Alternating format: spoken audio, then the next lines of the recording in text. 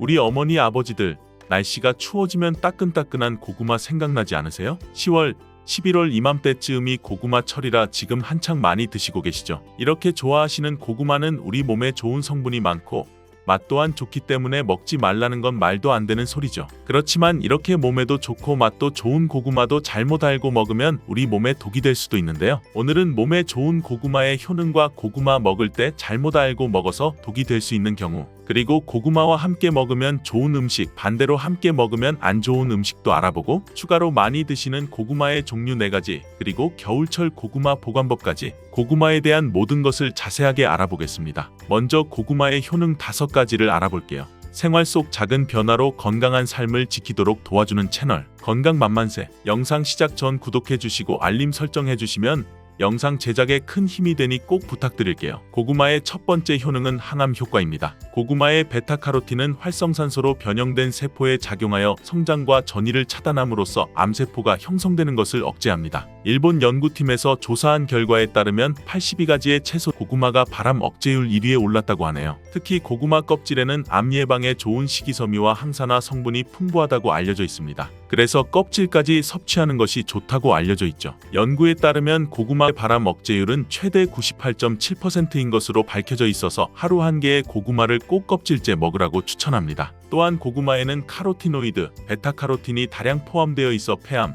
위암 등을 막아주고 식이섬유는 대장암 예방을 도울 수 있다고 합니다. 고구마의 두 번째 효능은 면역력 강화입니다. 고구마에 있는 성분인 베타카로틴은 체내에서 비타민 A로 전환되는데 이 성분은 외부에서 침입한 바이러스와 세균으로부터 인체를 보호합니다. 그래서 항체 생성에도 도움을 주기 때문에 결과적으로 면역력이 향상되는 효능을 가집니다. 추가로 비타민C가 풍부하기 때문에 피로 회복과 신경 완화에 도움을 줍니다. 고구마의 세 번째 효능은 소화 기능 향상입니다. 고구마에 들어있는 풍부한 섬유질과 마그네슘은 소화 기능을 향상시켜주는데요. 장 속 유익균의 먹이가 되기 때문에 장 건강에도 도움이 됩니다. 고구마를 잘랐을 때 나오는 하얀 진액인 얄라핀이라는 성분은 장 활동을 활발히 해주고 대장암 예방에 탁월하다고 알려져 있습니다. 고구마는 100g당 86kcal로 열량 자체가 아주 낮은 편은 아니지만 혈당 지수가 낮기 때문에 살이 쉽게 찌지 않아 다이어트 음식으로 각광받고 있습니다. 또한 섬유질이 풍부해 배변 활동을 도와주고 노폐물과의 흡착력이 뛰어나기 때문에 변비를 개선합니다. 또한 고구마에는 저항성 녹말이 풍부한데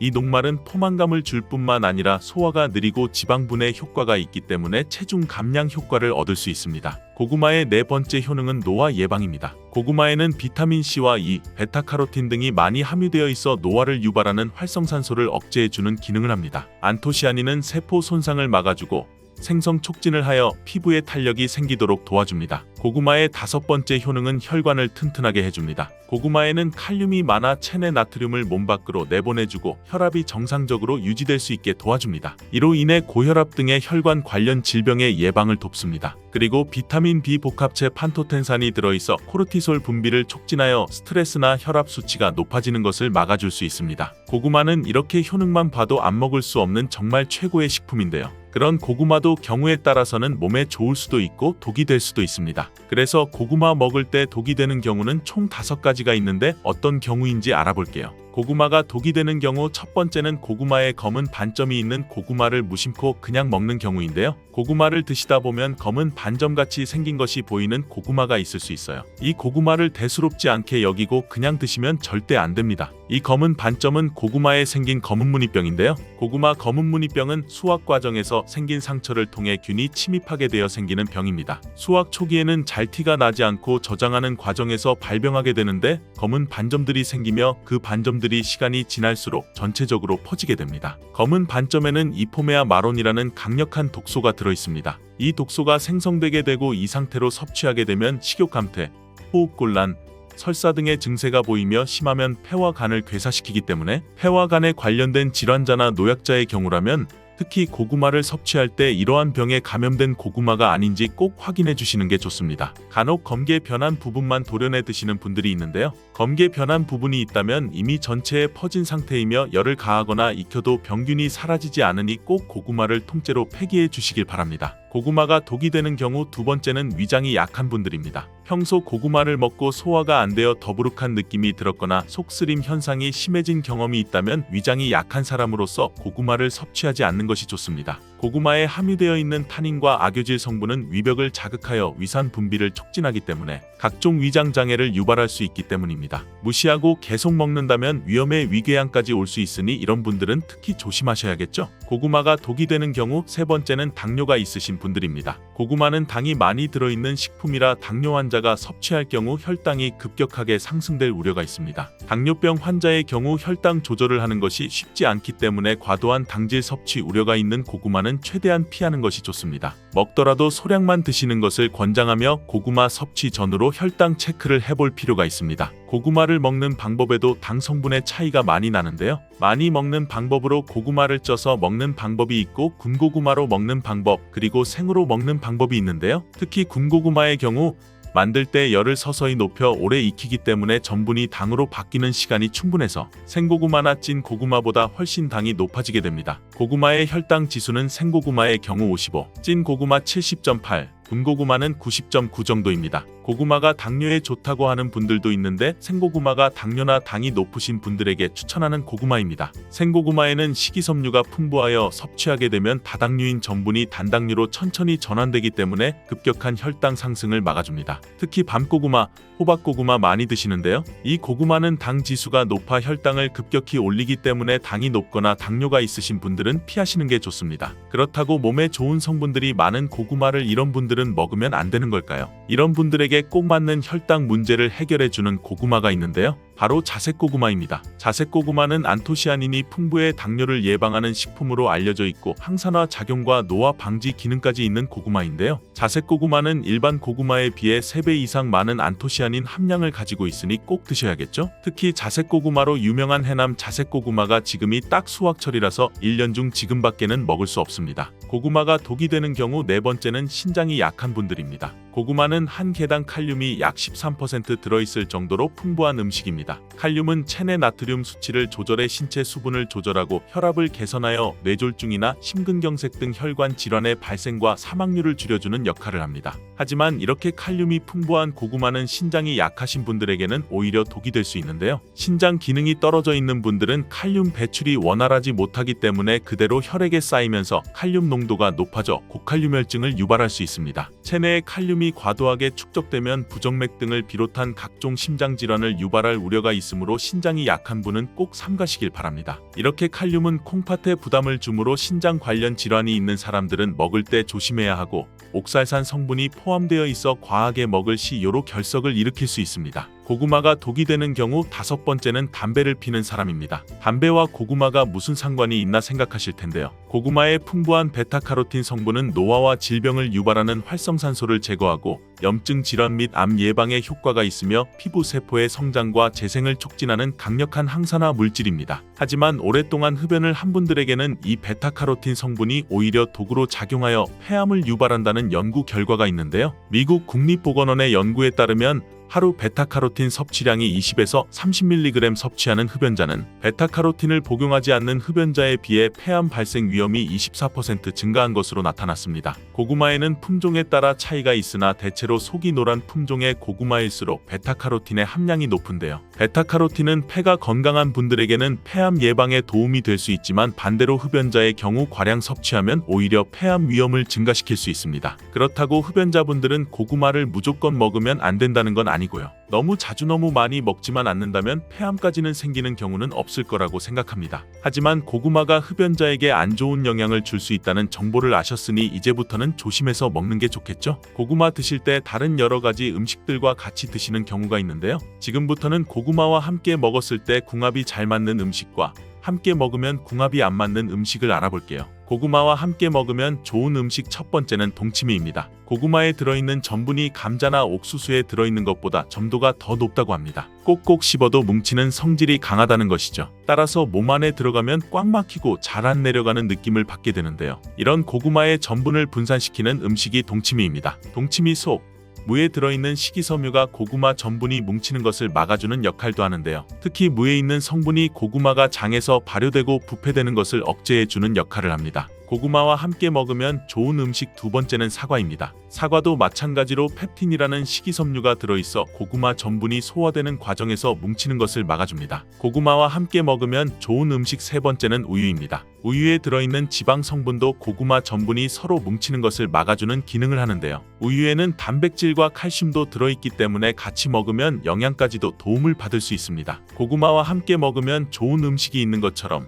함께 먹었을 때 궁합이 정말 안 좋은 음식도 있는데요. 고구마와 함께 먹으면 안 좋은 음식 첫 번째, 소고기는 피해주는 게 좋습니다. 한방에서는 고구마와 소고기를 상극인 식품으로 간주한다고 하는데요. 영양분이 소화 흡수되는 것을 서로 방해할 수 있기 때문입니다. 간혹 소고기를 고구마와 함께 굽거나 소갈비찜을 만들 때 고구마를 넣기도 하는데 두 식품을 함께 먹으면 소화가 안 될 수 있으니 피하는 게 좋습니다. 고구마와 함께 먹으면 안 좋은 음식 두 번째는 땅콩입니다. 땅콩은 고지방과 고단백 식품 중 하나로 지방과 단백질이 풍부합니다. 여기에 고구마는 주로 탄수화물이 풍부한 음식으로 탄수화물이 주를 이루는데 두 음식을 함께 섭취하면 고단백과 고지방이 함께 소화되어 소화가 잘 안 될 수 있습니다. 또한 두 음식을 함께 먹게 되면 과다한 칼로리를 섭취할 수 있어 체중 관리에 영향을 줄 수 있습니다. 그렇다면 요즘 자주 드시는 고구마는 어떤 종류가 있을까요? 첫 번째는 잘 아시는 호박고구마입니다. 호박고구마는 표면이 부드럽고 주황빛을 띠며 고구마 중에서도 단맛이 강한 편인데요.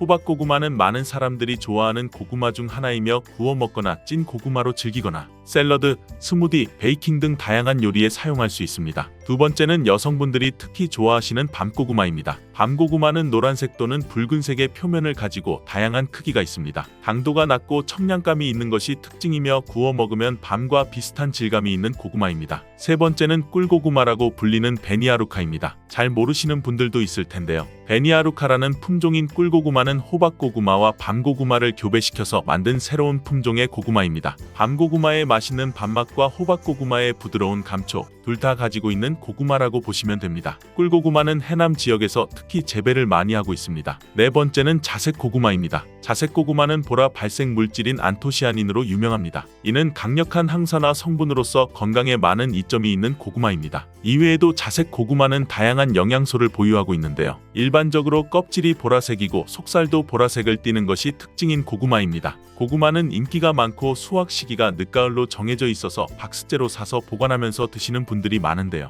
보관하실 때 몇 가지만 주의하시면 항상 맛 좋은 고구마를 드실 수 있습니다. 고구마 보관하는 법 지금부터 알아볼게요. 고구마를 받으면 먼저 상처 난 고구마가 있는지 확인해 주세요. 고구마는 껍질이 얇아 상처 나기도 쉽고 상처나면 수분으로 썩거나 곰팡이가 나기 쉬워요. 따라서 옆 고구마까지 영향을 미칠 수 있으니 골라내서 먼저 드시거나 따로 보관해주세요. 그리고 고구마 겉건조 상태에 따라 이틀에서 일주일 정도 신문지 등을 깔고 그늘에서 말려주세요. 고구마는 겉에 수분을 포함하고 있으면 썩기 쉽습니다. 말리는 이유는 고구마의 전분이 당분으로 변하도록 숙성을 시키는 과정이기도 합니다. 또 한 가지 주의점은 고구마는 수분에 예민한 뿌리채소로 습기 차지 않도록 종이 박스의 구멍을 곳곳에 슝슝 내서 통풍이 잘 되도록 해주시고 흙도 안 빠져나가고 보관하기 쉽게 바닥에 신문지를 깔아주세요. 직사광선이 비치지 않는 곳에 놓아주셔야 하는데요. 햇빛에 직접적으로 닿으면 온도 변화에 의해 상할 수 있습니다. 그리고 고구마는 온도와 수분에 예민해서 옮기게 되면 환경이 변하면서 고구마 맛이 변하게 돼요. 옮기면서 상처가 나서 썩기도 쉬워지고요. 적당한 온도는 13에서 16도 정도 되는 곳인데 아파트에서는 신발장 앞 전실이나 베란다 같은 곳이 되겠죠? 이제는 고구마에 대해 너무 잘 아셔서 누가 고구마에 대해 물어보면 고구마 박사라고 해도 되실 거예요. 식탁 위에 혈관 청소부라 불리는 양파는 많은 요리에 사용되는 우리에게 너무 익숙한 채소인데요. 중국인들이 돼지기름으로 요리한 음식을 많이 먹으면서도 혈관 질환에 잘 걸리지 않는 이유 중 하나가 바로 양파를 많이 먹기 때문이랍니다. 양파는 혈관 청소 외에도 정말 다양한 효능이 있는데요. 아무리 좋은 양파도 잘못 먹으면 오히려 건강을 해치는 독이 될 수 있습니다. 오늘 영상을 통해 양파의 효능 4가지와 양파를 어떻게 먹어야 하는지, 양파를 드실 때 주의해야 할 점, 양파와 함께 먹으면 효능이 배가 되는 음식까지 양파에 대한 모든 것 알려드릴게요. 나이가 들면서 가장 신경 써야 할 부분이 혈관 건강이 아닐까 합니다. 노화가 진행되면서 당연히 혈관도 노화가 되는데요. 사람 몸의 혈관 길이가 무려 10만 킬로미터로 지구를 2바퀴 돌 수 있는 길이입니다. 이렇게 긴 혈관이 우리 몸속에 있는데요. 온몸 구석구석 혈관이 닿지 않는 곳이 없죠. 그래서 혈관에 문제가 생기기 시작하면 여러 가지 질병이 나타나게 되는 것입니다. 대표적인 혈관성 질병인 고혈압, 당뇨, 치매 등이 있습니다. 이런 중요한 혈관을 건강하게 만들기 위해 반드시 섭취해야 하는 채소가 바로 오늘의 주인공, 양파입니다. 양파의 첫 번째 효능이 바로 혈관을 깨끗하게 해준다는 것입니다. 혈관이 부드럽고 탄력이 좋아야 되는데 나이가 들수록 딱딱해지고 혈관벽이 두꺼워지며 콜레스테롤 때문에 혈관벽이 좁아지기도 하고 혈전이 생기면서 혈액순환이 잘 안 되기도 하지요. 이렇게 되면 고혈압, 뇌졸중 등 심혈관 질환이 나타나게 되는데요. 이런 질환을 예방하고 치료하는 데에 양파가 좋은 역할을 하게 됩니다. 양파에는 혈관 질환에 도움을 주는 2가지 성분이 들어있는데요. 양파를 썰면 조금 후에 눈이 매워져 눈물이 나게 되잖아요. 바로 이렇게 눈물을 나도록 하는 성분이 알리네이즈입니다. 이 알리네이즈는 휘발성이기 때문에 눈이 매워지는 건데요. 이 성분은 항산화 작용이 뛰어나 체내의 활성산소를 제거하여 혈관이 손상되는 것을 막아주고 노화를 방지해주는 역할을 합니다. 그리고 혈전이라고 하죠. 혈액이 뭉치는 현상을 억제하고 혈액순환을 원활하게 해주는데 도움을 주며 콜레스테롤 수치를 낮춰주어 고혈압, 동맥경화 등의 혈관 질환을 예방하는 데 많은 도움을 줍니다. 이뿐 아니라 혈당 조절에도 도움을 주어 당뇨를 예방하는 데에도 효과가 있는 것으로 알려져 있습니다. 양파에는 2021년 한 해 동안 2300편의 논문이 나올 정도로 주목받고 있는 성분이 있는데요. 바로 퀘르세틴이란 성분입니다. 퀘르세틴은 그만큼 많은 효능이 있고 계속해서 효능들이 발견되고 있습니다. 양파에는 이 퀘르세틴이 정말 많이 함유되어 있는데요. 퀘르세틴의 많은 효능 중 가장 큰 효능이 바로 깨끗하게 해준다는 것입니다. 퀘르세틴은 강력한 항산화 물질인데요. 활성산소가 많으면 혈관세포를 손상시키고 노화시키며 각종 질병을 일으키는 원인을 제공하기도 하는데요. 바로 이 퀘르세틴이 활성산소를 제거해 주어 혈관을 건강하게 해주는 것입니다. 뿐만 아니라 퀘르세틴은 염증을 완화시켜주고 암을 예방하고 치료하는 효능이 있다고도 알려져 있습니다. 그렇다면 퀘르세틴은 양파 전체에 골고루 함유되어 있을까요? 그렇지 않습니다. 양파는 보통 9겹으로 이루어져 있는데 퀘르세틴은 바깥쪽으로 갈수록 함량이 높아집니다. 양파의 속살보다 껍질의 퀘르세틴의 함량이 약 30배, 100배 정도 높게 함유되어 있습니다. 그래서 퀘르세틴을 많이 섭취하려면 양파 껍질을 드셔야 하는데요. 양파 껍질을 먹을 수 있는 방법으로 차를 우려서 드시는 것을 많이 권장합니다. 시중에 나와 있는 양파 껍질 차를 구매해 뜨거운 물에 우려서 드신다면 퀘르세틴을 제대로 흡수하지 못합니다. 양파 껍질에서 퀘르세틴을 용출하여 차로 드시려면 양파 껍질을 1리터의 물에 20분 정도 센 불로 끓여주시다가 약불로 30분 정도 더 끓여서 드시면 됩니다. 이렇게 양파 껍질 끓인 물을 따뜻하게 차로 드셔도 되고요. 냉장고에 보관했다가 시원하게 드셔도 좋습니다. 양파의 2번째 효능은 바로 항바이러스 작용입니다. 장염이나 감기, 대상포진에 걸리셨다면 양파를 드시면 도움을 받을 수 있습니다. 이런 증상이 있으시다면 바이러스에 감염되었기 때문인데요. 양파에 퀘르세틴이 많이 함유되어 있다고 했잖아요. 바로 이 퀘르세틴의 효능 중에 바이러스를 사멸시켜주는 효능이 있기 때문에 도움을 받을 수 있는 것입니다. 감기, 독감과 같은 호흡기 바이러스에 특히 효능이 좋은 것으로 알려져 있습니다. 이 효능은 비타민C와 함께하면 효과가 극대화되는데요. 양파에는 비타민C도 함유되어 있어 항바이러스 효과가 뛰어난 것입니다. 또한 양파에는 알리신 성분도 풍부하게 함유되어 있는데요. 이 성분도 항균작용이 뛰어나 퀘르세틴과 함께 몸에 들어오는 바이러스와 균들을 차단해 주어 우리 몸을 건강하게 유지시켜주는 큰 역할을 할 수 있습니다. 양파의 3번째 효능은 당뇨를 예방하고 혈당을 잡아준다는 것입니다. 당뇨는 췌장에서 인슐린의 분비가 제대로 되지 않거나 인슐린의 역할을 제대로 하지 못할 때 발생하게 됩니다. 높은 혈당이 지속되면 고혈당이라 하고 낮은 혈당이 지속되면 저혈당이라고 하는데요. 이런 상태가 지속되는 것을 당뇨병이라고 하는 것입니다. 이럴 때 혈당을 조절해주는 성분이 바로 인슐린인데요. 인슐린은 혈당 수치를 적절하게 유지할 뿐만 아니라 남는 포도당을 지방으로 저장하도록 하는 역할도 해줍니다. 양파에는 크롬이라는 성분이 풍부한데요. 크롬은 천연 인슐린이라는 별명이 있을 정도로 혈당을 조절하는 데 탁월한 효능이 있습니다. 바로 포도당 대사의 항상성을 유지해주고 또한 혈전이 생기는 것을 방지하여 혈액순환을 원활하게 하는 데에도 도움을 줍니다. 양파를 드실 때에는 양파를 잘게 자르게 되면 더 큰 효과를 볼 수 있는데요. 양파를 잘게 자를수록 알리나아제라는 효소가 최대로 활성화됩니다. 이 알리나아제는 크롬을 활성화시키는 효능이 있어 당뇨가 있는 분들에게 더욱 큰 도움을 줄 수 있는 당뇨가 있는 분들에게 양파를 꾸준히 섭취하도록 한 뒤 혈당 수치를 측정했을 때 한 달이 지났을 때 혈당 수치가 약 26% 감소했고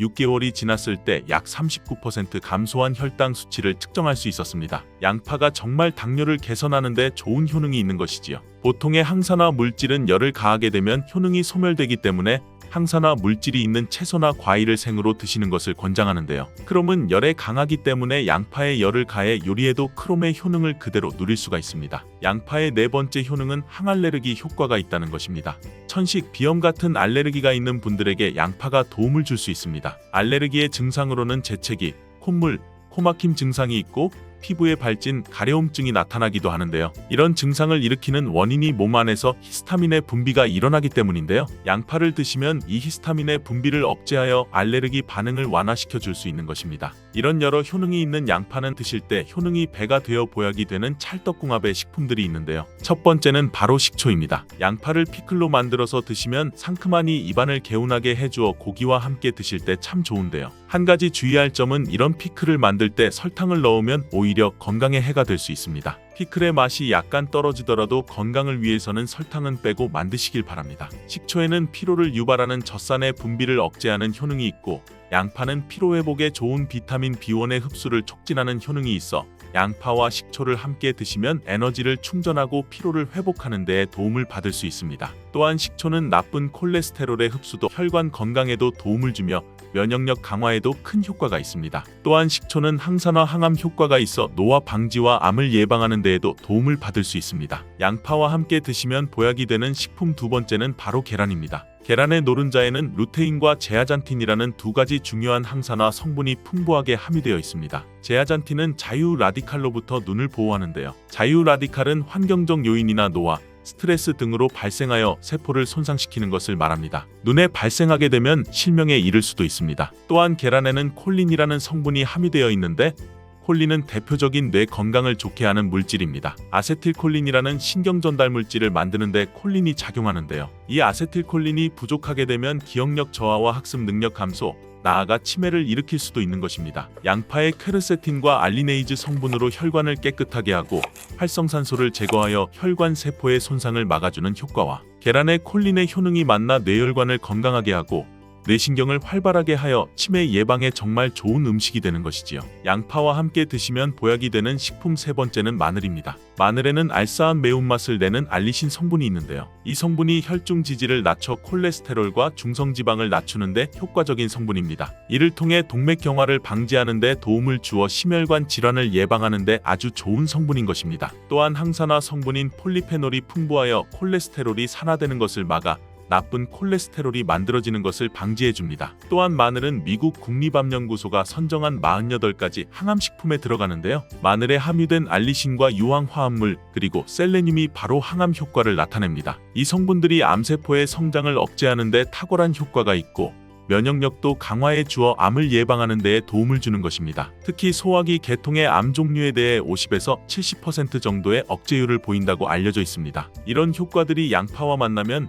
양파의 효능과 마늘의 효능이 극대화되어 암 예방, 혈관 건강에 아주 좋은 음식이 될 수 있습니다. 양파와 함께 드시면 보약이 되는 식품 네 번째는 브로콜리입니다. 브로콜리에는 설포라판과 인돌 화합물이 풍부하게 함유되어 있는데요. 이 성분들이 암세포의 성장을 억제하고 암을 예방하는 데 뛰어난 효능이 있는 항암 성분입니다. 또한 비타민C, 베타카로틴 등의 항산화 물질이 풍부하게 함유되어 있어 체내의 활성산소를 제거하고 노화를 방지하는 데에도 효과적입니다. 또한 비타민 A가 풍부하게 함유되어 있어 눈의 피로를 해소하고 시력을 보호하는 데에도 도움을 주며 풍부한 식이섬유가 있어 장 운동을 촉진하고 배변 활동을 원활하게 해주어 장 건강에도 도움을 줍니다. 철분도 풍부하게 함유하고 있어 빈혈을 예방하는 데에도 효과적입니다. 브로콜리에는 바이러스에 대한 저항력을 높여주는 인터페론의 분비를 촉진하는 성분이 함유되어 있는데요. 이러한 브로콜리의 좋은 효능은 양파와 함께 드시면 효과가 극대화되어 우리 몸에 정말 좋은 식품이 되는 것입니다. 양파와 함께 드시면 보약이 되는 식품 다섯 번째는 오메가3 지방산이 풍부한 들기름입니다. 들기름은 오메가3 지방산이 풍부하여 뇌신경을 보호하고 염증을 감소시켜주는 효능이 있습니다. 또한 알파리놀렌산이 풍부한데 이 성분이 우리 몸에 흡수될 때 DHA로 전환되어 기억력을 강화시키고 학습 능력 또한 향상시켜주는 효능이 있습니다. 오메가3가 풍부한 등푸른 생선을 섭취해도 효능을 누릴 수 있는데요. 양파와 들기름, 꽁치, 고등어 같은 등푸른 생선을 드셔도 뇌 건강에 많은 도움을 받을 수 있는 것입니다. 이렇게 몸에 좋은 양파도 드실 때 주의하셔야 하는 분들이 있는데요. 첫 번째로 동맥경화를 치료하는 와파린 나트륨 성분의 항응혈제를 드시는 분들입니다. 혈전 형성을 방지하는 약과 혈액을 묽게 하는 양파를 같이 드시면 출혈의 위험이 있으니 주의하시기 바랍니다.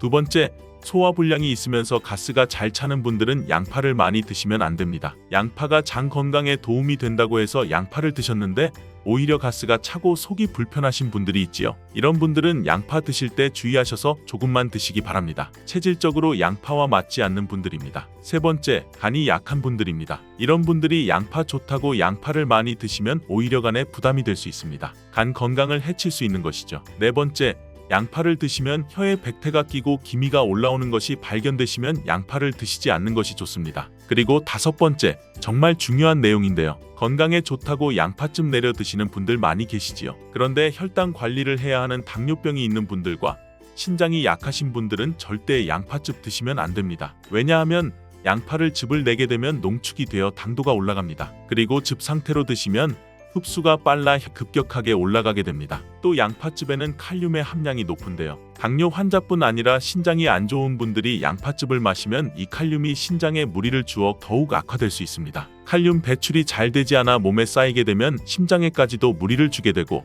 심하면 돌연사의 원인이 될 수도 있습니다. 오늘 아침에도 저는 일어나자마자 물 한 잔을 마셨는데요. 여러분도 아침에 물 드셨죠? 아침에 물 한 잔 먹는 건 정말 좋은 습관입니다. 마시지 말라고 했다가 좋다고 했다가 무슨 말인지 헷갈리시죠? 아시다시피 물만 잘 마셔도 건강하게 살 수 있다고 배우셨잖아요. 그 말이 사실은 반은 맞고 반은 틀릴 수 있다는 거예요. 물 마시는 것도 잘 알고 마셔야 건강에 도움을 주는데요. 많은 분들이 알고 계셨던 물 마시는 방법이 오히려 건강을 해칠 수 있다는 거예요. 지금부터 물을 어떻게 잘 마셔야 하는지 그리고 어떻게 마시는 게 잘못된 방법인지 알아보겠습니다. 우리 몸에서 물이 가장 필요할 때는 일어나서입니다. 왜냐하면 우리 몸은 잘 때 내분비 기관을 정비하고 뇌를 정비하는 대대적인 정비 작업을 하게 되는데요. 이 과정에서 500ml에서 1리터 정도의 수분이 손실되기 때문입니다. 그래서 아침에 일어났을 때는 혈액이 끈적끈적해진 상태라고 보시면 됩니다. 아침 공복 이 시간에 물을 적어도 500ml 정도는 마셔야 하루를 산뜻하게 시작할 수 있는 거죠. 그런데 물 마실 때 시원한 물이 좋다고 그냥 시원한 물을 벌컥벌컥 마시는 분들이 있어요. 시원한 물을 벌컥벌컥 마시면 뇌혈류량이 급증해서 뇌혈관이 터지는 위험이 발생할 수 있습니다. 자칫 잘못하다가 정말로 위험한 상황이 올 수 있는 거죠. 특히 고혈압이나 뇌출혈이 있으신 분들은 정말 조심해야 합니다.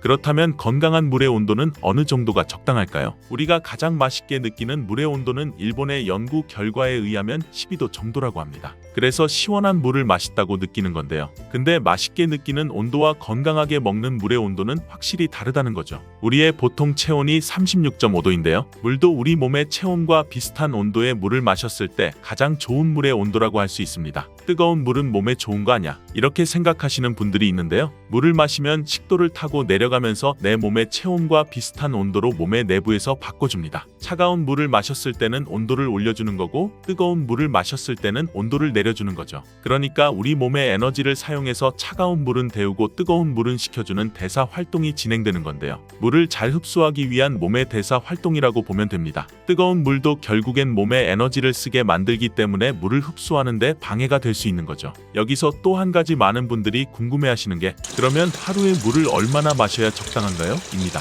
누구는 하루에 1리터를 마셔라. 누구는 2리터를 마셔라 하는데요. 내 몸에 맞는 물의 양을 계산하는 공식이 있습니다. 내 키와 몸무게를 더하고 100으로 나누어주면 하루 몸에 맞는 하루 권장량이 나오는 건데요. 근데 하루 권장량이 2.2리터라고 아침에 한 번에 2.2리터를 마시면 어떻게 될까요? 단수 치사량이라는 수치가 있는데요. 쥐를 가지고 실험을 해봤는데 치사량의 물을 한 번에 먹은 쥐가 죽는다는 연구 결과입니다. 물론 사람도 똑같이 물을 한 번에 많이 먹는다고 똑같이 적용되진 않겠지만 몸에 득이 안 되고 독이 된다는 사실은 꼭 기억하셨으면 좋겠습니다. 물은 식전보다는 식후 20분 정도 뒤에 드시는 게 좋은데요. 200ml 정도 되는 종이컵에 하루 종일 조금씩 먹는 것을 추천드립니다. 특히 당뇨가 있으신 분들은 밥 먹기 전에 물을 너무 많이 드시면 식사량이 줄어들고 저혈당이 올 수 있습니다. 물 섭취가 혈당 관리에 엄청난 영향이 있다는 것이죠. 우리 어머니 아버지들 날씨가 추워지면 따끈따끈한 고구마 생각나지 않으세요? 10월, 11월 이맘때쯤이 고구마 철이라 지금 한창 많이 드시고 계시죠? 이렇게 좋아하시는 고구마는 우리 몸에 좋은 성분이 많고 맛 또한 좋기 때문에 먹지 말라는 건 말도 안 되는 소리죠. 그렇지만 이렇게 몸에도 좋고 맛도 좋은 고구마도 잘못 알고 먹으면 우리 몸에 독이 될 수도 있는데요. 오늘은 몸에 좋은 고구마의 효능과 고구마 먹을 때 잘못 알고 먹어서 독이 될 수 있는 경우, 그리고 고구마와 함께 먹으면 좋은 음식, 반대로 함께 먹으면 안 좋은 음식도 알아보고, 추가로 많이 드시는 고구마의 종류 4가지, 그리고 겨울철 고구마 보관법까지 고구마에 대한 모든 것을 자세하게 알아보겠습니다. 먼저 고구마의 효능 5가지를 알아볼게요. 생활 속 작은 변화로 건강한 삶을 지키도록 도와주는 채널 건강만만세. 영상 시작 전 구독해주시고 알림 설정해주시면 영상 제작에 큰 힘이 되니 꼭 부탁드릴게요. 고구마의 첫 번째 효능은 항암 효과입니다. 고구마의 베타카로틴은 활성산소로 변형된 세포에 작용하여 성장과 전이를 차단함으로써 암세포가 형성되는 것을 억제합니다. 일본 연구팀에서 조사한 결과에 따르면 82가지의 채소 고구마가 발암 억제율 1위에 올랐다고 하네요. 특히 고구마 껍질에는 암 예방에 좋은 식이섬유와 항산화 성분이 풍부하다고 알려져 있습니다. 그래서 껍질까지 섭취하는 것이 좋다고 알려져 있죠. 연구에 따르면 고구마의 발암 억제율은 최대 98.7%인 것으로 밝혀져 있어서 하루 한 개의 고구마를 꼭 껍질째 먹으라고 추천합니다. 또한 고구마에는 카로티노이드, 베타카로틴이 다량 포함되어 있어 폐암, 위암 등을 막아주고 식이섬유는 대장암 예방을 도울 수 있다고 합니다. 고구마의 두 번째 효능은 면역력 강화입니다. 고구마에 있는 성분인 베타카로틴은 체내에서 비타민 A로 전환되는데 이 성분은 외부에서 침입한 바이러스와 세균으로부터 인체를 보호합니다. 그래서 항체 생성에도 도움을 주기 때문에 결과적으로 면역력이 향상되는 효능을 가집니다. 추가로 비타민C가 풍부하기 때문에 피로 회복과 신경 완화에 도움을 줍니다. 고구마의 세 번째 효능은 소화 기능 향상입니다. 고구마에 들어있는 풍부한 섬유질과 마그네슘은 소화 기능을 향상시켜주는데요. 장 속 유익균의 먹이가 되기 때문에 장 건강에도 도움이 됩니다. 고구마를 잘랐을 때 나오는 하얀 진액인 얄라핀이라는 성분은 장 활동을 활발히 해주고 대장암 예방에 탁월하다고 알려져 있습니다. 고구마는 100g당 86kcal로 열량 자체가 아주 낮은 편은 아니지만 혈당 지수가 낮기 때문에 살이 쉽게 찌지 않아 다이어트 음식으로 각광받고 있습니다. 또한 섬유질이 풍부해 배변 활동을 도와주고 노폐물과의 흡착력이 뛰어나기 때문에 변비를 개선합니다. 또한 고구마에는 저항성 녹말이 풍부한데 이 녹말은 포만감을 줄 뿐만 아니라 소화가 느리고 지방분해 효과가 있기 때문에 체중 감량 효과를 얻을 수 있습니다. 고구마의 네 번째 효능은 노화 예방입니다. 고구마에는 비타민C와 E, 베타카로틴 등이 많이 함유되어 있어 노화를 유발하는 활성산소를 억제해주는 기능을 합니다. 안토시아닌은 세포 손상을 막아주고 생성 촉진을 하여 피부에 탄력이 생기도록 도와줍니다. 고구마의 다섯 번째 효능은 혈관을 튼튼하게 해줍니다. 고구마에는 칼륨이 많아 체내 나트륨을 몸 밖으로 내보내주고 혈압이 정상적으로 유지될 수 있게 도와줍니다. 이로 인해 고혈압 등의 혈관 관련 질병의 예방을 돕습니다. 그리고 비타민 B 복합체 판토텐산이 들어있어 코르티솔 분비를 촉진하여 스트레스나 혈압 수치가 높아지는 것을 막아줄 수 있습니다. 고구마는 이렇게 효능만 봐도 안 먹을 수 없는 정말 최고의 식품인데요. 그런 고구마도 경우에 따라서는 몸에 좋을 수도 있고 독이 될 수도 있습니다. 그래서 고구마 먹을 때 독이 되는 경우는 총 5가지가 있는데 어떤 경우인지 알아볼게요. 고구마가 독이 되는 경우 첫 번째는 고구마에 검은 반점이 있는 고구마를 무심코 그냥 먹는 경우인데요. 고구마를 드시다 보면 검은 반점같이 생긴 것이 보이는 고구마가 있을 수 있어요. 이 고구마를 대수롭지 않게 여기고 그냥 드시면 절대 안 됩니다.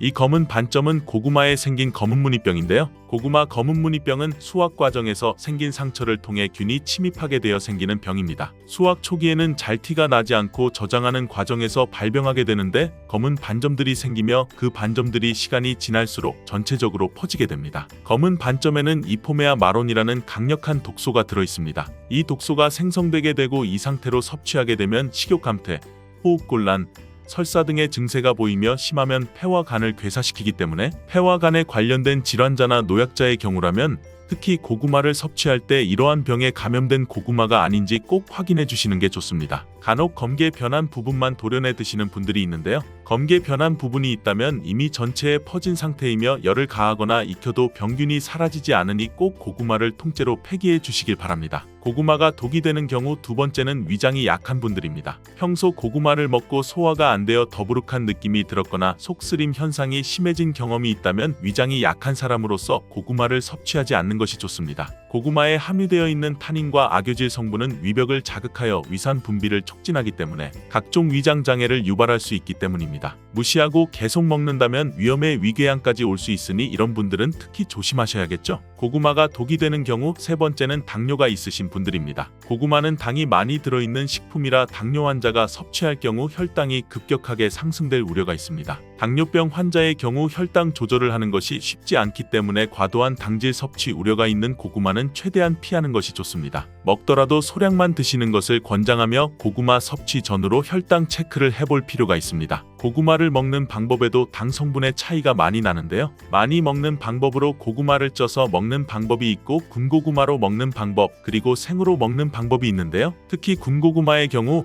만들 때 열을 서서히 높여 오래 익히기 때문에 전분이 당으로 바뀌는 시간이 충분해서 생고구마나 찐 고구마보다 훨씬 당이 높아지게 됩니다. 고구마의 혈당 지수는 생고구마의 경우 55, 찐 고구마 70.8, 군고구마는 90.9 정도입니다. 고구마가 당뇨에 좋다고 하는 분들도 있는데 생고구마가 당뇨나 당이 높으신 분들에게 추천하는 고구마입니다. 생고구마에는 식이섬유가 풍부하여 섭취하게 되면 다당류인 전분이 단당류로 천천히 전환되기 때문에 급격한 혈당 상승을 막아줍니다. 특히 밤고구마, 호박고구마 많이 드시는데요. 이 고구마는 당 지수가 높아 혈당을 급격히 올리기 때문에 당이 높거나 당뇨가 있으신 분들은 피하시는 게 좋습니다. 그렇다고 몸에 좋은 성분들이 많은 고구마를 이런 분들은 먹으면 안 되는 걸까요? 이런 분들에게 꼭 맞는 혈당 문제를 해결해주는 고구마가 있는데요. 바로 자색고구마입니다. 자색고구마는 안토시아닌이 풍부해 당뇨를 예방하는 식품으로 알려져 있고 항산화 작용과 노화 방지 기능까지 있는 고구마인데요. 자색고구마는 일반 고구마에 비해 3배 이상 많은 안토시아닌 함량을 가지고 있으니 꼭 드셔야겠죠? 특히 자색고구마로 유명한 해남 자색고구마가 지금이 딱 수확철이라서 1년 중 지금밖에는 먹을 수 없습니다. 고구마가 독이 되는 경우 네 번째는 신장이 약한 분들입니다.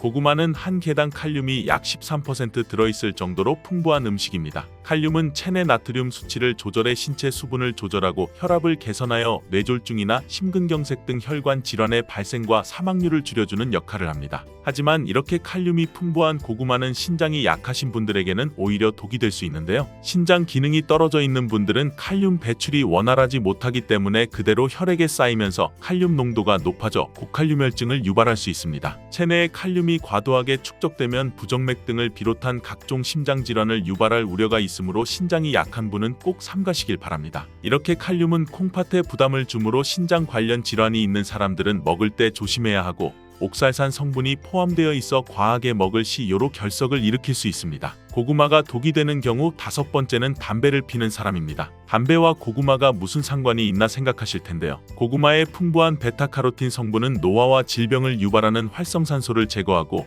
염증 질환 및 암 예방에 효과가 있으며 피부 세포의 성장과 재생을 촉진하는 강력한 항산화 물질입니다. 하지만 오랫동안 흡연을 한 분들에게는 이 베타카로틴 성분이 오히려 독으로 작용하여 폐암을 유발한다는 연구 결과가 있는데요. 미국 국립보건원의 연구에 따르면 하루 베타카로틴 섭취량이 20에서 30mg 섭취하는 흡연자는 베타카로틴을 복용하지 않는 흡연자에 비해 폐암 발생 위험이 24% 증가한 것으로 나타났습니다. 고구마에는 품종에 따라 차이가 있으나 대체로 속이 노란 품종의 고구마일수록 베타카로틴의 함량이 높은데요. 베타카로틴은 폐가 건강한 분들에게는 폐암 예방에 도움이 될 수 있지만 반대로 흡연자의 경우 과량 섭취하면 오히려 폐암 위험을 증가시킬 수 있습니다. 그렇다고 흡연자분들은 고구마를 무조건 먹으면 안 된다는 건 아니고요. 너무 자주 너무 많이 먹지만 않는다면 폐암까지는 생기는 경우는 없을 거라고 생각합니다. 하지만 고구마가 흡연자에게 안 좋은 영향을 줄 수 있다는 정보를 아셨으니 이제부터는 조심해서 먹는 게 좋겠죠? 고구마 드실 때 다른 여러 가지 음식들과 같이 드시는 경우가 있는데요. 지금부터는 고구마와 함께 먹었을 때 궁합이 잘 맞는 음식과 함께 먹으면 궁합이 안 맞는 음식을 알아볼게요. 고구마와 함께 먹으면 좋은 음식 첫 번째는 동치미입니다. 고구마에 들어있는 전분이 감자나 옥수수에 들어있는 것보다 점도가 더 높다고 합니다. 꼭꼭 씹어도 뭉치는 성질이 강하다는 것이죠. 따라서 몸 안에 들어가면 꽉 막히고 잘 안 내려가는 느낌을 받게 되는데요. 이런 고구마의 전분을 분산시키는 음식이 동치미입니다. 동치미 속 무에 들어있는 식이섬유가 고구마 전분이 뭉치는 것을 막아주는 역할도 하는데요. 특히 무에 있는 성분이 고구마가 장에서 발효되고 부패되는 것을 억제해주는 역할을 합니다. 고구마와 함께 먹으면 좋은 음식 두 번째는 사과입니다. 사과도 마찬가지로 펩틴이라는 식이섬유가 들어있어 고구마 전분이 소화되는 과정에서 뭉치는 것을 막아줍니다. 고구마와 함께 먹으면 좋은 음식 세 번째는 우유입니다. 우유에 들어있는 지방 성분도 고구마 전분이 서로 뭉치는 것을 막아주는 기능을 하는데요. 우유에는 단백질과 칼슘도 들어있기 때문에 같이 먹으면 영양까지도 도움을 받을 수 있습니다. 고구마와 함께 먹으면 좋은 음식이 있는 것처럼 함께 먹었을 때 궁합이 정말 안 좋은 음식도 있는데요. 고구마와 함께 먹으면 안 좋은 음식 첫 번째, 소고기는 피해주는 게 좋습니다. 한방에서는 고구마와 소고기를 상극인 식품으로 간주한다고 하는데요. 영양분이 소화 흡수되는 것을 서로 방해할 수 있기 때문입니다. 간혹 소고기를 고구마와 함께 굽거나 소갈비찜을 만들 때 고구마를 넣기도 하는데 두 식품을 함께 먹으면 소화가 안 될 수 있으니 피하는 게 좋습니다. 고구마와 함께 먹으면 안 좋은 음식 두 번째는 땅콩입니다. 땅콩은 고지방과 고단백 식품 중 하나로 지방과 단백질이 풍부합니다. 여기에 고구마는 주로 탄수화물이 풍부한 음식으로 탄수화물이 주를 이루는데 두 음식을 함께 섭취하면 고단백과 고지방이 함께 소화되어 소화가 잘 안 될 수 있습니다. 또한 두 음식을 함께 먹게 되면 과다한 칼로리를 섭취할 수 있어 체중 관리에 영향을 줄 수 있습니다. 그렇다면 요즘 자주 드시는 고구마는 어떤 종류가 있을까요? 첫 번째는 잘 아시는 호박고구마입니다. 호박고구마는 표면이 부드럽고 주황빛을 띠며 고구마 중에서도 단맛이 강한 편인데요. 호박고구마는 많은 사람들이 좋아하는 고구마 중 하나이며 구워 먹거나 찐 고구마로 즐기거나 샐러드, 스무디, 베이킹 등 다양한 요리에 사용할 수 있습니다. 두 번째는 여성분들이 특히 좋아하시는 밤고구마입니다. 밤고구마는 노란색 또는 붉은색의 표면을 가지고 다양한 크기가 있습니다. 당도가 낮고 청량감이 있는 것이 특징이며 구워 먹으면 밤과 비슷한 질감이 있는 고구마입니다. 세 번째는 꿀고구마라고 불리는 베니아루카입니다. 잘 모르시는 분들도 있을 텐데요. 베니아루카라는 품종인 꿀고구마는 호박고구마와 밤고구마를 교배시켜서 만든 새로운 품종의 고구마입니다. 밤고구마의 맛있는 밥맛과 호박고구마의 부드러운 감촉, 둘 다 가지고 있는 고구마라고 보시면 됩니다. 꿀고구마는 해남 지역에서 특히 재배를 많이 하고 있습니다. 네 번째는 자색고구마입니다. 자색고구마는 보라 발색 물질인 안토시아닌으로 유명합니다. 이는 강력한 항산화 성분으로서 건강에 많은 이점이 있는 고구마입니다. 이외에도 자색고구마는 다양한 영양소를 보유하고 있는데요. 일반적으로 껍질이 보라색이고 속살도 보라색을 띠는 것이 특징인 고구마입니다. 고구마는 인기가 많고 수확 시기가 늦가을로 정해져 있어서 박스째로 사서 보관하면서 드시는 분들이 많은데요. 보관하실 때 몇 가지만 주의하시면 항상 맛 좋은 고구마를 드실 수 있습니다. 고구마 보관하는 법 지금부터 알아볼게요. 고구마를 받으면 먼저 상처 난 고구마가 있는지 확인해 주세요. 고구마는 껍질이 얇아 상처 나기도 쉽고 상처나면 수분으로 썩거나 곰팡이가 나기 쉬워요. 따라서 엽고구마까지 영향을 미칠 수 있으니 골라내서 먼저 드시거나 따로 보관해주세요. 그리고 고구마 겉건조 상태에 따라 이틀에서 일주일 정도 신문지 등을 깔고 그늘에서 말려주세요. 고구마는 겉에 수분을 포함하고 있으면 썩기 쉽습니다. 말리는 이유는 고구마의 전분이 당분으로 변하도록 숙성을 시키는 과정이기도 합니다. 또 한 가지 주의점은 고구마는 수분에 예민한 뿌리채소로 습기 차지 않도록 종이 박스의 구멍을 곳곳에 슝슝 내서 통풍이 잘 되도록 해주시고 흙도 안 빠져나가고 보관하기 쉽게 바닥에 신문지를 깔아주세요. 직사광선이 비치지 않는 곳에 놓아주셔야 하는데요. 햇빛에 직접적으로 닿으면 온도 변화에 의해 상할 수 있습니다. 그리고 고구마는 온도와 수분에 예민해서 옮기게 되면 환경이 변하면서 고구마 맛이 변하게 돼요. 옮기면서 상처가 나서 썩기도 쉬워지고요. 적당한 온도는 13에서 16도 정도 되는 곳인데 아파트에서는 신발장 앞 전실이나 베란다 같은 곳이 되겠죠? 이제는 고구마에 대해 너무 잘 아셔서 누가 고구마에 대해 물어보면 고구마 박사라고 해도 되실 거예요. 식탁 위에 혈관 청소부라 불리는 양파는 많은 요리에 사용되는 우리에게 너무 익숙한 채소인데요. 중국인들이 돼지기름으로 요리한 음식을 많이 먹으면서도 혈관 질환에 잘 걸리지 않는 이유 중 하나가 바로 양파를 많이 먹기 때문이랍니다. 양파는 혈관 청소 외에도 정말 다양한 효능이 있는데요. 아무리 좋은 양파도 잘못 먹으면 오히려 건강을 해치는 독이 될 수 있습니다. 오늘 영상을 통해 양파의 효능 4가지와 양파를 어떻게 먹어야 하는지, 양파를 드실 때 주의해야 할 점, 양파와 함께 먹으면 효능이 배가 되는 음식까지 양파에 대한 모든 것 알려드릴게요. 나이가 들면서 가장 신경 써야 할 부분이 혈관 건강이 아닐까 합니다. 노화가 진행되면서 당연히 혈관도 노화가 되는데요. 사람 몸의 혈관 길이가 무려 10만 킬로미터로 지구를 2바퀴 돌 수 있는 길이입니다. 이렇게 긴 혈관이 우리 몸속에 있는데요. 온몸 구석구석 혈관이 닿지 않는 곳이 없죠. 그래서 혈관에 문제가 생기기 시작하면 여러 가지 질병이 나타나게 되는 것입니다. 대표적인 혈관성 질병인 고혈압, 당뇨, 치매 등이 있습니다. 이런 중요한 혈관을 건강하게 만들기 위해 반드시 섭취해야 하는 채소가 바로 오늘의 주인공, 양파입니다. 양파의 첫 번째 효능이 바로 혈관을 깨끗하게 해준다는 것입니다. 혈관이 부드럽고 탄력이 좋아야 되는데 나이가 들수록 딱딱해지고 혈관벽이 두꺼워지며 콜레스테롤 때문에 혈관벽이 좁아지기도 하고 혈전이 생기면서 혈액순환이 잘 안 되기도 하지요. 이렇게 되면 고혈압, 뇌졸중 등 심혈관 질환이 나타나게 되는데요. 이런 질환을 예방하고 치료하는 데에 양파가 좋은 역할을 하게 됩니다. 양파에는 혈관 질환에 도움을 주는 2가지 성분이 들어있는데요. 양파를 썰면 조금 후에 눈이 매워져 눈물이 나게 되잖아요. 바로 이렇게 눈물을 나도록 하는 성분이 알리네이즈입니다. 이 알리네이즈는 휘발성이기 때문에 눈이 매워지는 건데요. 이 성분은 항산화 작용이 뛰어나 체내의 활성산소를 제거하여 혈관이 손상되는 것을 막아주고 노화를 방지해주는 역할을 합니다. 그리고 혈전이라고 하죠. 혈액이 뭉치는 현상을 억제하고 혈액순환을 원활하게 해주는데 도움을 주며 콜레스테롤 수치를 낮춰주어 고혈압, 동맥경화 등의 혈관 질환을 예방하는 데 많은 도움을 줍니다. 이뿐 아니라 혈당 조절에도 도움을 주어 당뇨를 예방하는 데에도 효과가 있는 것으로 알려져 있습니다. 양파에는 2021년 한 해 동안 2300편의 논문이 나올 정도로 주목받고 있는 성분이 있는데요. 바로 퀘르세틴이란 성분입니다. 퀘르세틴은 그만큼 많은 효능이 있고 계속해서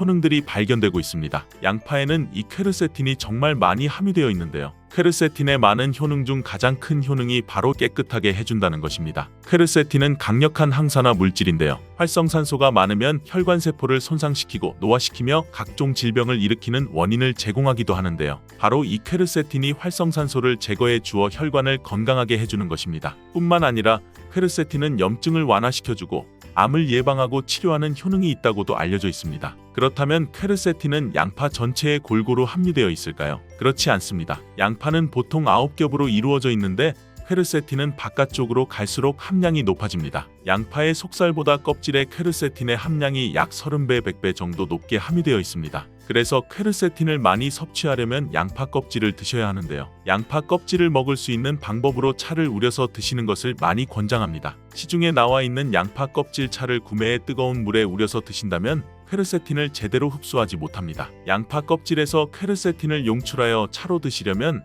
양파 껍질을 1리터의 물에 20분 정도 센 불로 끓여주시다가 약불로 30분 정도 더 끓여서 드시면 됩니다. 이렇게 양파 껍질 끓인 물을 따뜻하게 차로 드셔도 되고요. 냉장고에 보관했다가 시원하게 드셔도 좋습니다. 양파의 2번째 효능은 바로 항바이러스 작용입니다. 장염이나 감기, 대상포진에 걸리셨다면 양파를 드시면 도움을 받을 수 있습니다. 이런 증상이 있으시다면 바이러스에 감염되었기 때문인데요. 양파에 퀘르세틴이 많이 함유되어 있다고 했잖아요. 바로 이 퀘르세틴의 효능 중에 바이러스를 사멸시켜주는 효능이 있기 때문에 도움을 받을 수 있는 것입니다. 감기, 독감과 같은 호흡기 바이러스에 특히 효능이 좋은 것으로 알려져 있습니다. 이 효능은 비타민C와 함께하면 효과가 극대화되는데요. 양파에는 비타민C도 함유되어 있어 항바이러스 효과가 뛰어난 것입니다. 또한 양파에는 알리신 성분도 풍부하게 함유되어 있는데요. 이 성분도 항균작용이 뛰어나 퀘르세틴과 함께 몸에 들어오는 바이러스와 균들을 차단해 주어 우리 몸을 건강하게 유지시켜주는 큰 역할을 할 수 있습니다. 양파의 3번째 효능은 당뇨를 예방하고 혈당을 잡아준다는 것입니다. 당뇨는 췌장에서 인슐린의 분비가 제대로 되지 않거나 인슐린의 역할을 제대로 하지 못할 때 발생하게 됩니다. 높은 혈당이 지속되면 고혈당이라 하고 낮은 혈당이 지속되면 저혈당이라고 하는데요. 이런 상태가 지속되는 것을 당뇨병이라고 하는 것입니다. 이럴 때 혈당을 조절해주는 성분이 바로 인슐린인데요. 인슐린은 혈당 수치를 적절하게 유지할 뿐만 아니라 남는 포도당을 지방으로 저장하도록 하는 역할도 해줍니다. 양파에는 크롬이라는 성분이 풍부한데요. 크롬은 천연 인슐린이라는 별명이 있을 정도로 혈당을 조절하는 데 탁월한 효능이 있습니다. 바로 포도당 대사의 항상성을 유지해주고 또한 혈전이 생기는 것을 방지하여 혈액순환을 원활하게 하는 데에도 도움을 줍니다. 양파를 드실 때에는 양파를 잘게 자르게 되면 더 큰 효과를 볼 수 있는데요. 양파를 잘게 자를수록 알리나아제라는 효소가 최대로 활성화됩니다. 이 알리나아제는 크롬을 활성화시키는 효능이 있어 당뇨가 있는 분들에게 더욱 큰 도움을 줄 수 있는, 당뇨가 있는 분들에게 양파를 꾸준히 섭취하도록 한 뒤 혈당 수치를 측정했을 때 한 달이 지났을 때 혈당 수치가 약 26% 감소했고 6개월이 지났을 때 약 39% 감소한 혈당 수치를 측정할 수 있었습니다. 양파가 정말 당뇨를 개선하는 데 좋은 효능이 있는 것이지요. 보통의 항산화 물질은 열을 가하게 되면 효능이 소멸되기 때문에 항산화 물질이 있는 채소나 과일을 생으로 드시는 것을 권장하는데요. 크롬은 열에 강하기 때문에 양파에 열을 가해 요리에도 크롬의 효능을 그대로 누릴 수가 있습니다. 양파의 네 번째 효능은 항알레르기 효과가 있다는 것입니다. 천식, 비염 같은 알레르기가 있는 분들에게 양파가 도움을 줄 수 있습니다. 알레르기의 증상으로는 재채기, 콧물, 코막힘 증상이 있고 피부에 발진, 가려움증이 나타나기도 하는데요. 이런 증상을 일으키는 원인이 몸 안에서 히스타민의 분비가 일어나기 때문인데요. 양파를 드시면 이 히스타민의 분비를 억제하여 알레르기 반응을 완화시켜 줄 수 있는 것입니다. 이런 여러 효능이 있는 양파는 드실 때 효능이 배가 되어 보약이 되는 찰떡궁합의 식품들이 있는데요. 첫 번째는 바로 식초입니다. 양파를 피클로 만들어서 드시면 상큼하니 입안을 개운하게 해주어 고기와 함께 드실 때 참 좋은데요. 한 가지 주의할 점은 이런 피클을 만들 때 설탕을 넣으면 오히려 건강에 해가 될 수 있습니다. 피클의 맛이 약간 떨어지더라도 건강을 위해서는 설탕은 빼고 만드시길 바랍니다. 식초에는 피로를 유발하는 젖산의 분비를 억제하는 효능이 있고 양파는 피로회복에 좋은 비타민 B1의 흡수를 촉진하는 효능이 있어 양파와 식초를 함께 드시면 에너지를 충전하고 피로를 회복하는 데 도움을 받을 수 있습니다. 또한 식초는 나쁜 콜레스테롤의 흡수도 혈관 건강에도 도움을 주며 면역력 강화에도 큰 효과가 있습니다. 또한 식초는 항산화 항암 효과가 있어 노화 방지와 암을 예방하는 데에도 도움을 받을 수 있습니다. 양파와 함께 드시면 보약이 되는 식품 두 번째는 바로 계란입니다. 계란의 노른자에는 루테인과 제아잔틴이라는 두 가지 중요한 항산화 성분이 풍부하게 함유되어 있습니다. 제아잔틴은 자유 라디칼로부터 눈을 보호하는데요. 자유 라디칼은 환경적 요인이나 노화, 스트레스 등으로 발생하여 세포를 손상시키는 것을 말합니다. 눈에 발생하게 되면 실명에 이를 수도 있습니다. 또한 계란에는 콜린이라는 성분이 함유되어 있는데 콜린은 대표적인 뇌 건강을 좋게 하는 물질입니다. 아세틸콜린이라는 신경전달 물질을 만드는데 콜린이 작용하는데요. 이 아세틸콜린이 부족하게 되면 기억력 저하와 학습 능력 감소,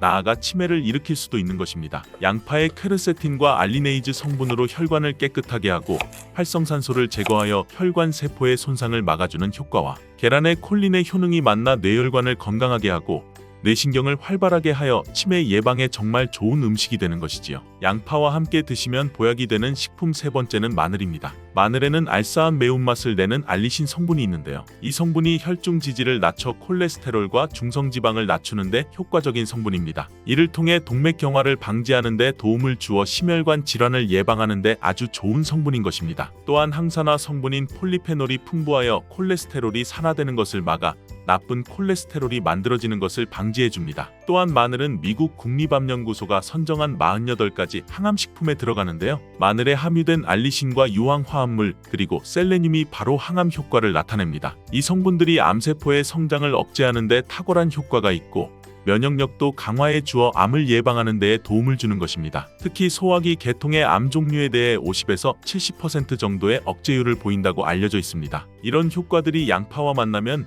양파의 효능과 마늘의 효능이 극대화되어 암 예방, 혈관 건강에 아주 좋은 음식이 될 수 있습니다. 양파와 함께 드시면 보약이 되는 식품 네 번째는 브로콜리입니다. 브로콜리에는 설포라판과 인돌 화합물이 풍부하게 함유되어 있는데요. 이 성분들이 암세포의 성장을 억제하고 암을 예방하는 데 뛰어난 효능이 있는 항암 성분입니다. 또한 비타민C, 베타카로틴 등의 항산화 물질이 풍부하게 함유되어 있어 체내의 활성산소를 제거하고 노화를 방지하는 데에도 효과적입니다. 또한 비타민 A가 풍부하게 함유되어 있어 눈의 피로를 해소하고 시력을 보호하는 데에도 도움을 주며 풍부한 식이섬유가 있어 장 운동을 촉진하고 배변 활동을 원활하게 해주어 장 건강에도 도움을 줍니다. 철분도 풍부하게 함유하고 있어 빈혈을 예방하는 데에도 효과적입니다. 브로콜리에는 바이러스에 대한 저항력을 높여주는 인터페론의 분비를 촉진하는 성분이 함유되어 있는데요. 이러한 브로콜리의 좋은 효능은 양파와 함께 드시면 효과가 극대화되어 우리 몸에 정말 좋은 식품이 되는 것입니다. 양파와 함께 드시면 보약이 되는 식품 다섯 번째는 오메가3 지방산이 풍부한 들기름입니다. 들기름은 오메가3 지방산이 풍부하여 뇌신경을 보호하고 염증을 감소시켜주는 효능이 있습니다.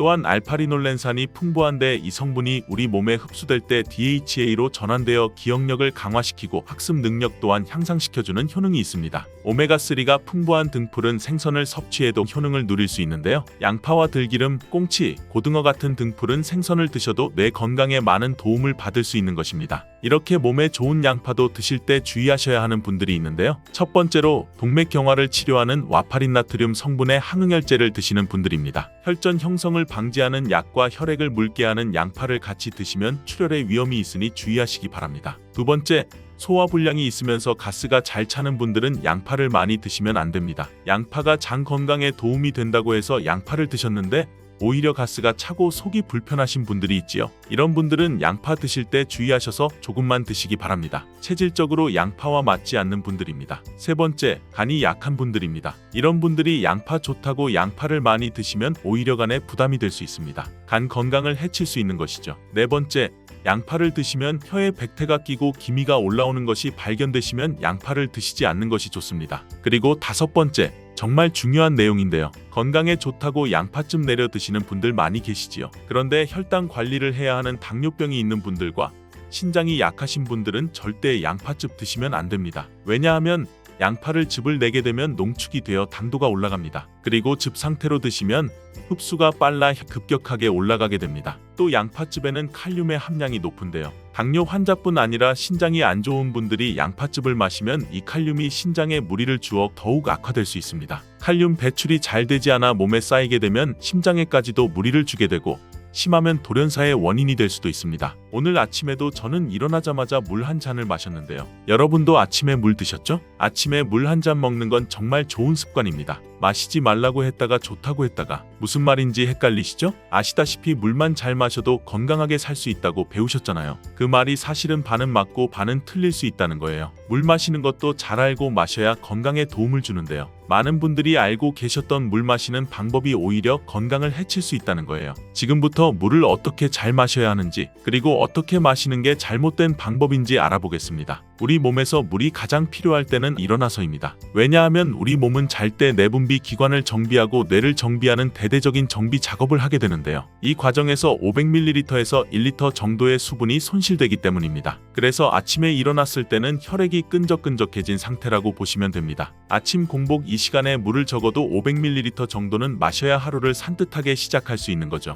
그런데 물 마실 때 시원한 물이 좋다고 그냥 시원한 물을 벌컥벌컥 마시는 분들이 있어요. 시원한 물을 벌컥벌컥 마시면 뇌혈류량이 급증해서 뇌혈관이 터지는 위험이 발생할 수 있습니다. 자칫 잘못하다가 정말로 위험한 상황이 올 수 있는 거죠. 특히 고혈압이나 뇌출혈이 있으신 분들은 정말 조심해야 합니다. 그렇다면 건강한 물의 온도는 어느 정도가 적당할까요? 우리가 가장 맛있게 느끼는 물의 온도는 일본의 연구 결과에 의하면 12도 정도라고 합니다. 그래서 시원한 물을 맛있다고 느끼는 건데요. 근데 맛있게 느끼는 온도와 건강하게 먹는 물의 온도는 확실히 다르다는 거죠. 우리의 보통 체온이 36.5도인데요. 물도 우리 몸의 체온과 비슷한 온도의 물을 마셨을 때 가장 좋은 물의 온도라고 할 수 있습니다. 뜨거운 물은 몸에 좋은 거 아냐? 이렇게 생각하시는 분들이 있는데요. 물을 마시면 식도를 타고 내려가면서 내 몸의 체온과 비슷한 온도로 몸의 내부에서 바꿔줍니다. 차가운 물을 마셨을 때는 온도를 올려주는 거고 뜨거운 물을 마셨을 때는 온도를 내려주는 거죠. 그러니까 우리 몸의 에너지를 사용해서 차가운 물은 데우고 뜨거운 물은 식혀주는 대사 활동이 진행되는 건데요. 물을 잘 흡수하기 위한 몸의 대사 활동이라고 보면 됩니다.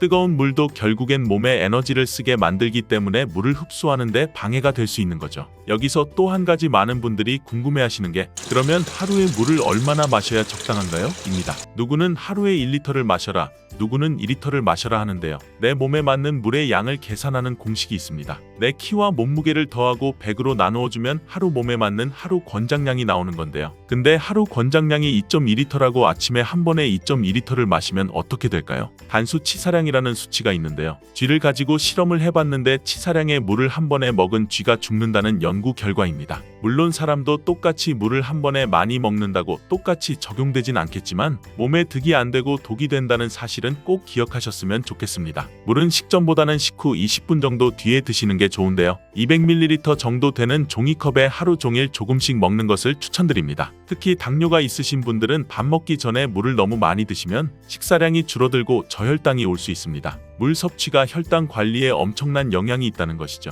물처럼 자주 마시는 음료로 커피가 있죠? 커피를 자주 마시면 건강에 좋을지 걱정되실 텐데요. 사실 커피도 잘 알고 마시면 몸에 좋다고 하는데요. 커피에 대한 건강 정보가 궁금하시다면 위 영상을 클릭해서 확인해 보세요. 지금 바로 클릭하고 확인해 보시죠.